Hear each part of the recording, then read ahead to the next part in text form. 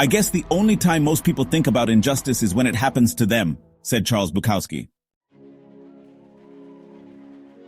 On February 9, 2023, the Chandigarh administration, then under the leadership of Banwarilal Purohit, imposed a ban on share-wise property sales. This sudden decision sent shockwaves through the community, leaving many residents and property owners in a state of confusion and concern. This decision, falsely justified by citing a Supreme Court order that pertains only to floor-wise conversions in specific sectors, has plunged the city into turmoil. The misinterpretation of the court's directive has led to widespread misinformation and panic among the citizens. The ban, touted as a measure to safeguard Chandigarh's heritage, lacks legal standing. Critics argue that the administration's actions are more about exerting control than preserving the city's unique character. Chandigarh does not hold the official designation of a heritage city, nor did the Supreme Court ever mandate a blanket ban on share-wise sales. This has led to questions about the true intentions behind the administration's move. This misrepresentation of facts has left residents grappling with the consequences of a decision rooted in misinformation. Many are now questioning the transparency and accountability of their local government. The ban has fractured the city, creating a divide between those who benefit from the status quo and those who bear the brunt of its consequences. The social fabric of Chandigarh is being tested as never before. Families who relied on share-wise sales for medical emergencies, educational expenses, and business ventures are now left with limited options and mounting desperation. The economic impact is being felt across various sectors from healthcare to education. The ban has exposed the vulnerability of a system that prioritizes bureaucratic control over the well-being of its citizens. The lack of a clear and fair process has left many feeling disenfranchised and powerless. The Chandigarh administration's decision has created a sense of uncertainty and fear among residents. People are now unsure about the future of their investments and the stability of their livelihoods. The once thriving real estate market has come to a standstill, leaving property owners in a state of limbo. The economic stagnation is palpable, with many businesses and individuals facing financial ruin. The ban has eroded trust in the administration as citizens question the motives behind a decision that has brought hardship to so many. The community's call for transparency and justice grows louder with each passing day. The financial repercussions of the share-wise sale ban are staggering, sending shockwaves through every corner of the city.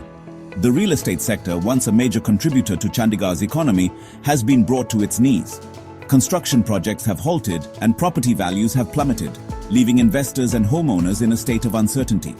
The ban has resulted in a 400 crore rupee loss in registration fees and taxes, a significant blow to the city's revenue stream. This shortfall has left the government scrambling to find alternative sources of income. This loss has forced the administration to resort to desperate measures, burdening residents with increased taxes and charges. Families are finding it increasingly difficult to make ends meet as their financial obligations continue to rise. The administration's response to the financial shortfall has been to double circle rates and propose hikes in property taxes, utility charges, and parking fees. These measures have sparked outrage among the populace. These measures, instead of addressing the root cause of the problem, have further burdened residents already struggling with the ban's consequences. Many are now questioning the efficacy of the administration's decisions. The city's economy, once a symbol of progress and prosperity, is now grappling with the fallout of a decision that has stifled growth and opportunity. The vibrant streets and bustling markets are now eerily quiet. Small businesses, the backbone of any thriving economy, are also feeling the pinch. Many have been forced to shut down, unable to cope with the financial strain. The ban has created a liquidity crisis, making it difficult for entrepreneurs to secure loans or investments. Banks are hesitant to lend, and investors are wary of the uncertain market conditions. The ripple effect of this financial paralysis is being felt across various sectors, impacting livelihoods and threatening the city's economic stability. The future of Chandigarh hangs in the balance as it navigates these turbulent times. The share-wise sale ban's impact extends far beyond financial losses. It's a human crisis unfolding in the heart of Chandigarh. Over 1 lakh families have been directly affected, their lives thrown into disarray by a decision that has stripped them of their financial security and jeopardized their future. The ban has exposed the fragility of dreams and aspirations, leaving many feeling helpless and abandoned. Elderly pensioners, reliant on the sale of property shares to fund medical treatments, are now faced with impossible choices. Families grappling with cancer, renal failure, and heart disease are forced to choose between their loved one's health and financial ruin. The ban has made healthcare a luxury many can no longer afford, pushing families to the brink of despair. The ban has also dealt a severe blow to the aspirations of young people. Families who relied on share sales to fund higher education are now grappling with a shortage of funds, forcing many bright minds to put their dreams on hold. The ban has created a generation burdened by uncertainty, their futures clouded by the inability to access quality education and opportunities for growth. The share-wise sale ban crisis is not just a failure of policy, but also a testament to the inaction and apathy of key officials entrusted with the city's well-being. This crisis has left countless families in turmoil, businesses in jeopardy, and the very fabric of the community fraying at the edges. Gulab Chand Kataria, the current administrator, has done little to address the suffering caused by the ban.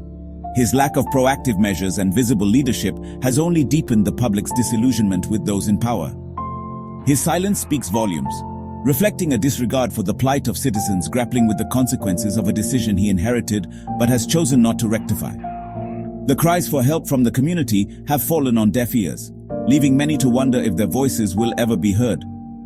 Rajiv Verma, the advisor and chief secretary, has similarly failed to provide counsel on rescinding the ban or mitigating its impact. His role, which should be pivotal in guiding the administration through such crises, has been marked by a conspicuous absence of meaningful action. His lack of initiative underscores a bureaucratic system that prioritizes process over people, turning a blind eye to the human cost of flawed policies. The bureaucratic machinery, instead of being a beacon of hope, has become a symbol of inefficiency and neglect. N.K. Yadav, the deputy commissioner and estate officer, continues to enforce the ban with unwavering rigidity, seemingly unmoved by the hardship it inflicts on countless families. His strict adherence to the rules without considering the human element has only added to the community's woes. The finance secretary, driven by a narrow focus on revenue generation, has prioritized short-term gains over long-term stability.